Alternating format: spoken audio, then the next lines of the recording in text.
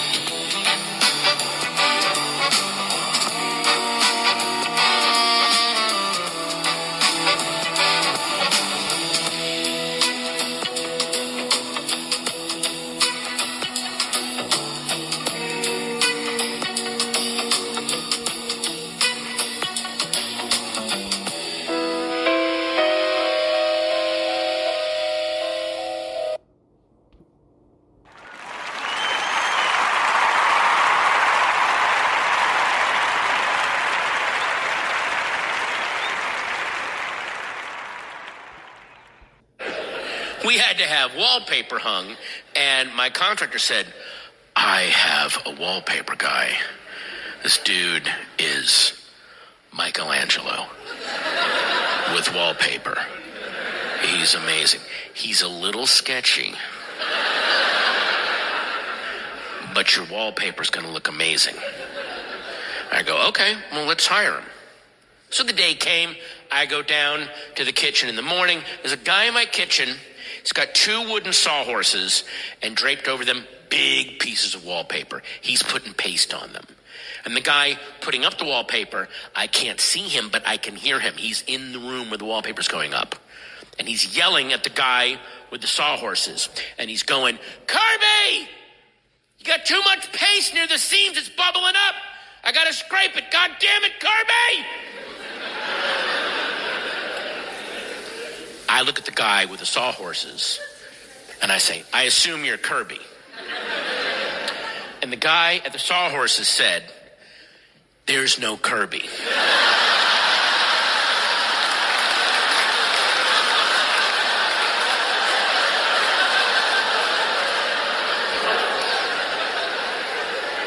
My name is Daniel. He's going to yell at Kirby all day.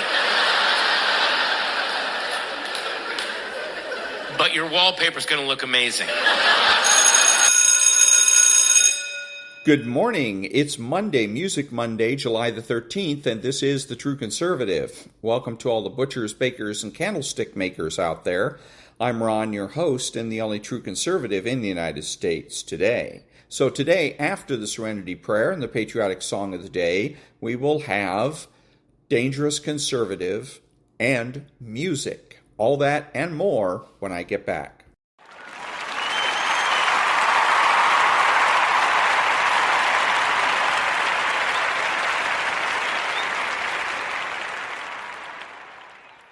God grant me the serenity to accept the things I should not change, the courage to change the things I should, and the wisdom to know the difference. Amen.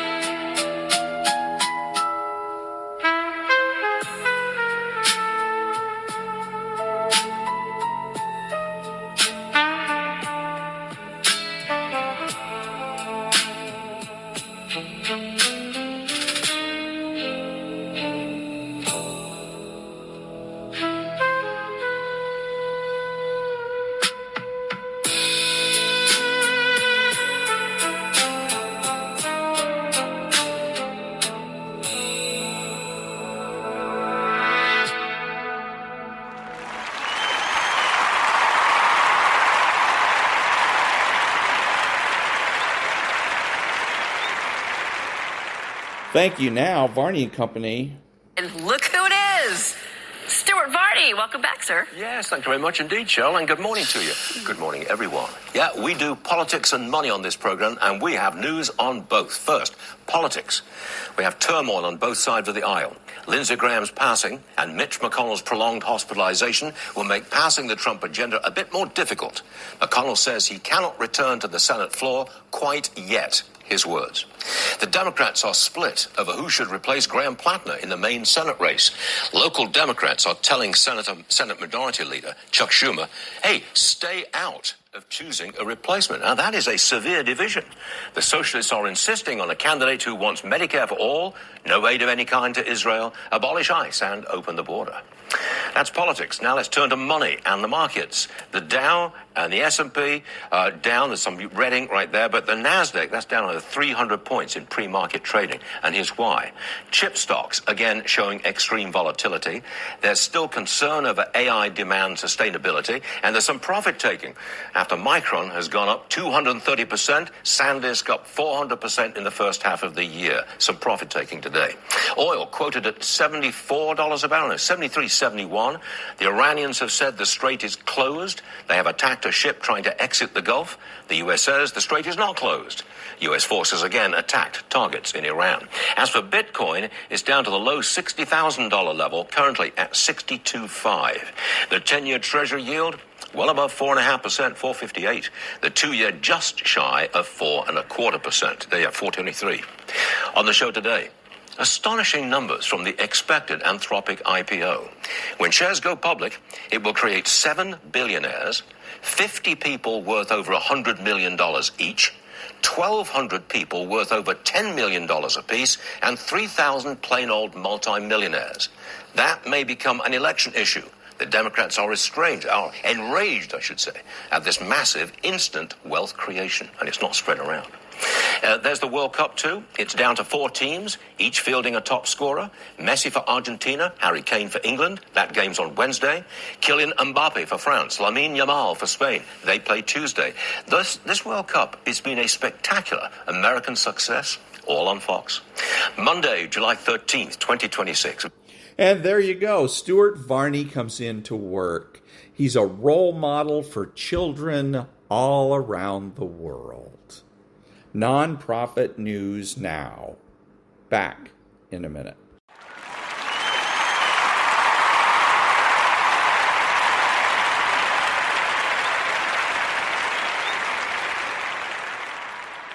Thank you.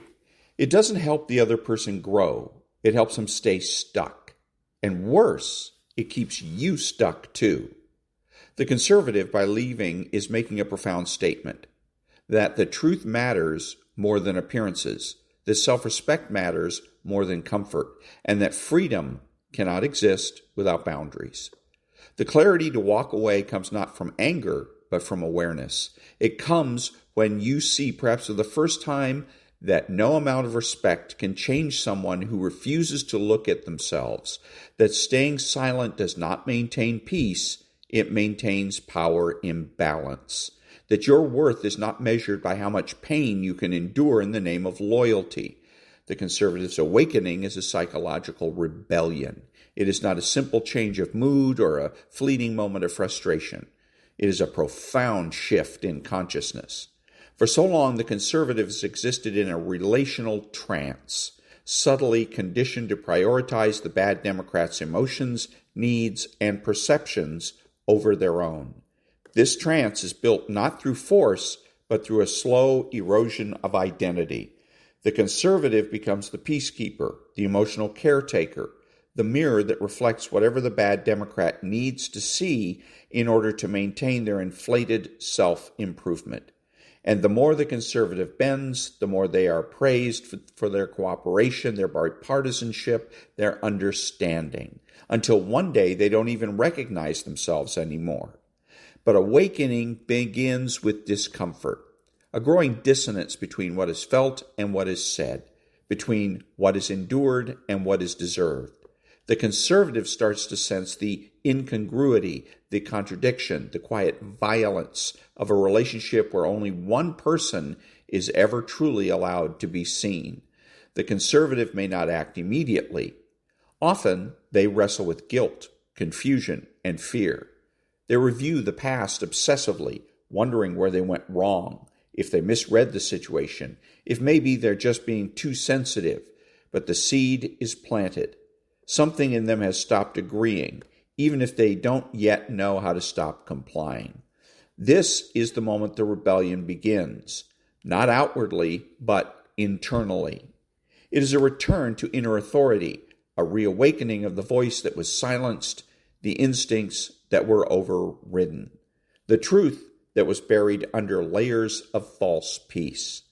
The conservative begins to notice the patterns, the manipulation disguised as concern, the gaslighting, mass dishonesty. They start asking dangerous questions. Why do I feel worse after every conversation? Why do I feel smaller in the bad Democrats' presence? Why do I never feel seen, even though I compromise? These questions are not just intellectual, they are existential. They strike at the core of the narrative the bad Democrat has worked so hard to construct.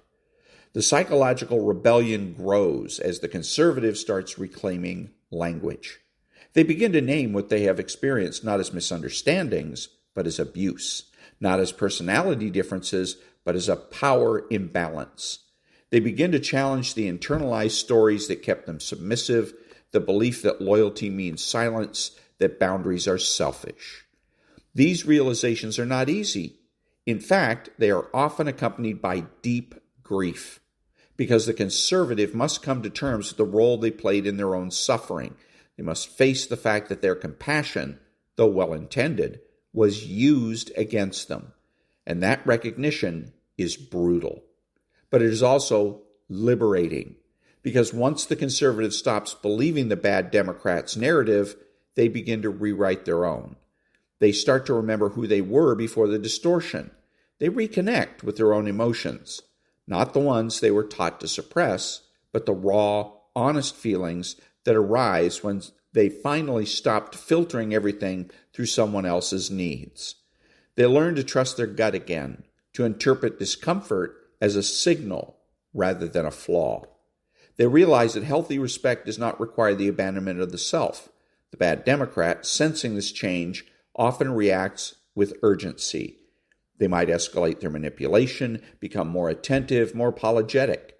They will do whatever it takes to pull a conservative back into the role they've always played. But the awakened conservative no longer responds in the same way. They begin to see through the cycle of the idealization, the devaluation, the guilt, the hoovering. And though they may still feel the pull of old patterns, they no longer mistake that pull for respect. The rebellion deepens when the conservative stops managing the bad Democrats' emotions. They no longer explain their choices to avoid conflict. Back in a minute.